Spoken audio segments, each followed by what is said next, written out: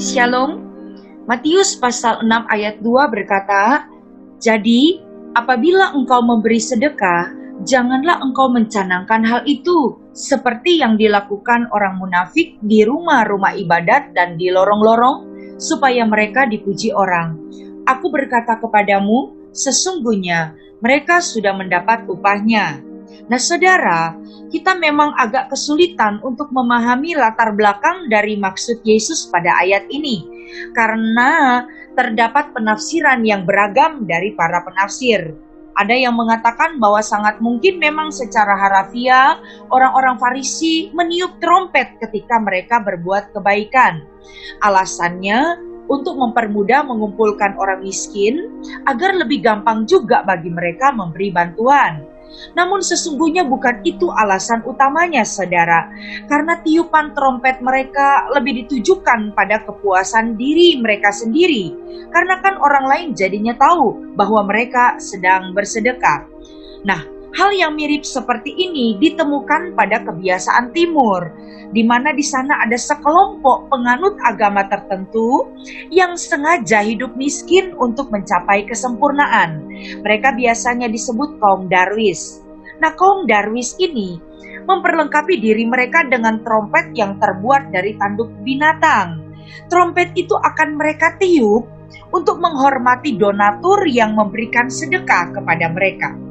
Nah saudara, bukan tidak mungkin juga bahwa beberapa orang Yahudi miskin yang meminta sedekah diperlengkapi dengan trompet seperti kaum Darwis Persia, dan mereka akan meniupnya ketika ada orang yang memberi sedekah. Dan donatur-donatur munafik ini mungkin cenderung membatasi pemberian sedekah mereka hanya kepada orang miskin yang membunyikan trompetnya untuk membayar kehormatan para donatur ini. Nah saudara, memang harus diakui bahwa dalam tulisan-tulisan Yahudi tidak ada dicatat praktek meniup trompet untuk mengumpulkan orang miskin. Tidak juga dicatat bahwa orang miskin meniup trompet ketika mereka mendapatkan bantuan. Oleh karena itu ada beberapa penafsir yang berpikir bahwa mungkin saja maksud di sini adalah mengacu pada tempat-tempat memberikan sedekah yang disediakan di rumah-rumah ibadat dan memang dikhususkan untuk membantu orang-orang miskin. Tempat sedekah itu berbentuk seperti trompet yang punya lubang sempit di bagian atasnya, tapi agak lebar di bagian bawahnya. Nah, waktu seseorang memasukkan sedekahnya dengan kekuatan penuh, maka bunyi lentingannya itu sangat kuat seperti orang membunyikan trompet, dan pasti hal itu akan menarik perhatian orang lain di sekitarnya. Disinilah kebanggaan dan kemunafikan seseorang itu sangat-sangat bisa dipahami. Berbuat kebaikan seringkali dijadikan alat untuk mendatangkan pujian, dan inilah yang dikecam oleh Yesus. Nah, bagaimana kalau kita kemudian menariknya pada zaman kita sekarang ini? Mungkin saudara pernah mendengar candaan orang yang berkata begini, kalau mau dapat bantuan dari orang itu, kita mah mesti tahu cara ambil hatinya, diangkat-angkat dikit orangnya. Percaya deh, pasti dompetnya kebuka. Artinya, berikan dia pujian sebanyak mungkin.